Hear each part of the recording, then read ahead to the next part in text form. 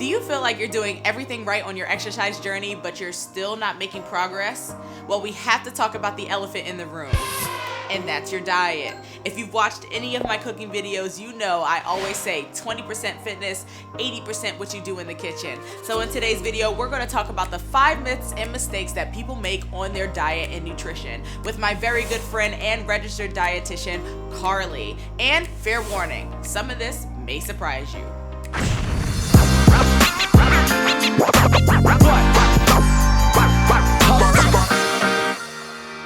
Hey Carlie, how are you today? Hi.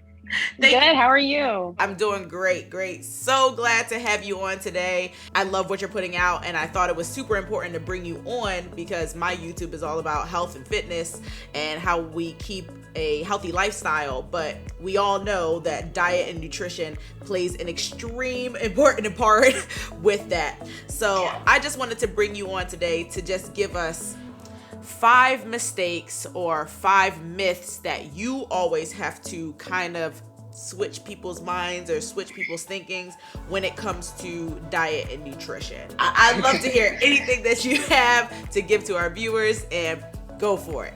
Yes, thank you so much for having me. So I'm going to start with number one. I want a lot of clients that come to me come for healthy eating, but also weight loss is part of their journey too. So one is your weight does not define your worth. Your weight does not define your worth. So many times people back in high school, I thought I was fat then. Now I wish I was what I was then. So your mindset has such a big impact on how you talk to yourself, has such a big impact on how you see yourself. So positive thinking, your weight does not define your worth.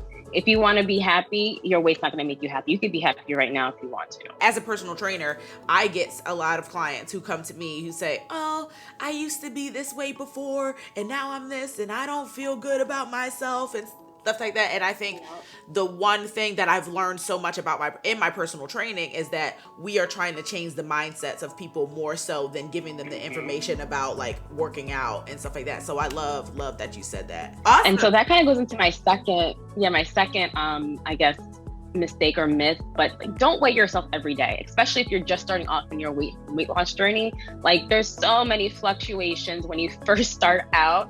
You're going to gain muscle. If you're drinking a lot more water, you're going to gain water weight. It just fluctuates up and down, and it can be very discouraging. It's not going to give you an actual, accurate progression of what you're going through your weight loss. And I don't recommend more than once a week is more than enough. So weighing yourself every day is really ineffective, and it could be just emotionally draining too. This is also good for me because I'm making sure that I'm on the right page when I'm giving this information to my clients, because everybody knows whenever I go into personal training and I'm telling them this stuff and they ask me about diet, I do not really give them any answers. I say, you need to talk to a registered dietitian about that.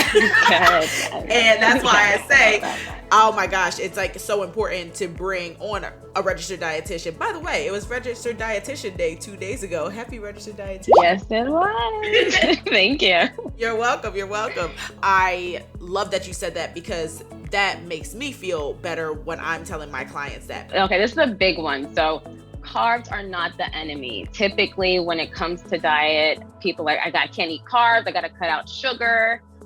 It's not the enemy. It's the number one energy source our body uses, and about half of our energy needs should be coming from carbs. So if you're feeling tired, if you're feeling sleepy, you're feeling fatigued, you may need to, eat a little bit more carbs. And I'm not talking about carbs from the candies and sodas, more from the whole foods, from your potatoes, bread, rice, pastas, fruits, vegetables. So more from the whole foods rather than, the more processed foods. 100%. Oh, I love that you said that. Oh my gosh, carbs are not the enemy. Do you get a lot of people who say to you or get surprised when they hear that fruits and vegetables are a carb? Some do. Yeah, they're like, oh, I never really thought about that. A big one is dairy, because lactose is a type of sugar. They're like, oh, I didn't think about that. So yeah, dairy, fruits, vegetables, yeah. I hope this doesn't go too far off of our myths, but how do you feel about counting your macros? I think it works for some people. So I really follow individualized approach and personalized approach. If you've done it before and you have a good idea, you don't have to continue doing it for the rest of your life. I'm all about lifestyle, sustainable lifestyle. So if you have an idea of I need this many macros. You don't have to do that every single day.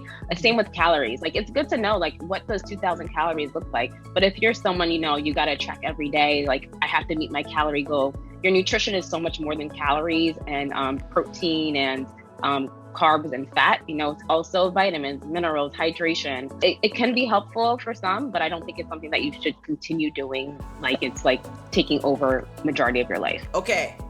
You got some more for me? I do. Okay. So this one is, you do not have to give up your cultural foods to be healthy or to lose weight. Because I'm Haitian, I'm Caribbean.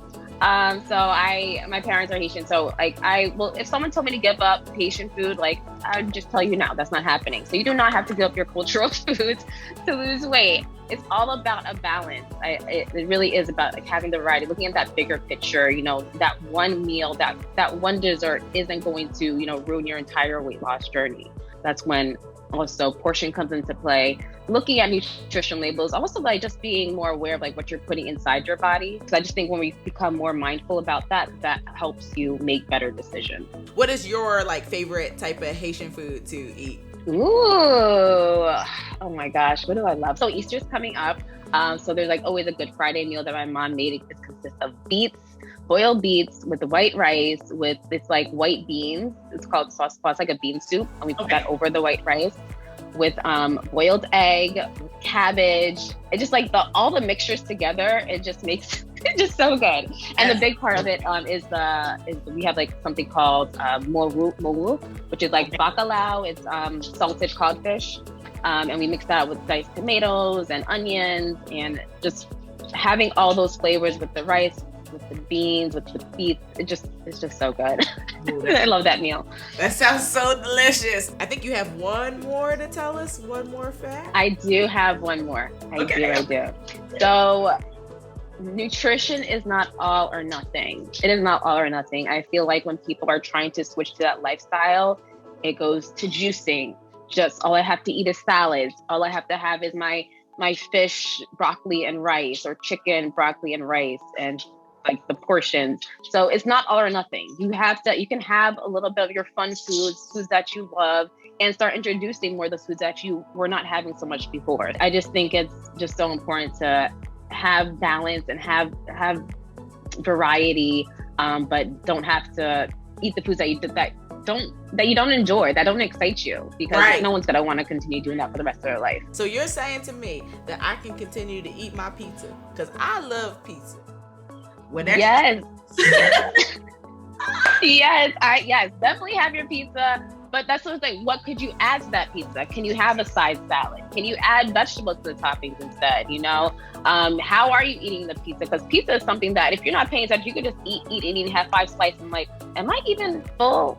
So like, that's why I also put in mindfulness into my practice. So, when I have my pizza, sometimes I do like cut it up and eat and enjoy the flavors, have my salad, instead of just, sitting in front of the TV and just like chewing away. This may be going a little bit off, but as a registered dietitian, how do you feel about exercise and moving? Do you incorporate that into your practice as well? Oh, absolutely. I don't like prescribe like exercises to my clients, but I definitely recommend movement, stretching. Especially with COVID, we have to be more intentional about our movement, and I focus more on like cardio health and mental health. Like, it's just so like, after working out, your endorphins, you reduce stress, so there's so many more benefits than just weight loss. Of course, I promote exercise. You need that for the bones. I just turned 30, so like getting my strength training in, getting my bone density up is important. Absolutely. I love that. And I love that you strength train. Everything that you just said is just such great information. I cannot tell you how many times I hear all of these things, and I want to give my clients the most important, the best information. I think some people just feel like subconscious or self-conscious about like reaching out for their nutrition. Like, they feel like, why should I be talking about this? Like, you don't have to feel bad about it. Like, we all need some help, and nutrition is so much more than just what we eat. Emotions come into play. Your child, how you were raised, plays into play on what you eat, why you eat. So it's more than just like, tell me what to eat. Like, I'm not going to just tell you what to eat. You are an adult. You're going to make your own decision at the end of the day. Please tell all of my viewers and my followers where they can follow you. So I am the founder of Crave with Carlie. You can go to my website, www.cravewithcarlie.com. You can also email me at carlie@cravewithcarlie.com. I'm also very active on Instagram at Mindful Eating Dietitian. Thank you so much, Carlie, for coming on today. And thank you for all of your insights. So it's been a pleasure. Thank you so much. You're welcome. Okay, I'll talk to you later. Thank you. Bye. Bye. All right, everyone. I hope you enjoyed that conversation with my good friend Carlie. Make sure you follow her on social media or reach out to her if you have any questions about diet and nutrition. Also, make sure you show me some love and give this video a thumbs up so you can help me reach more people. Also, let me know down in the comments a food that you love that you shouldn't feel so bad eating. I love pizza with extra sauce. Thank you all so much for watching this video, and I hope to see you on the next one. Bye!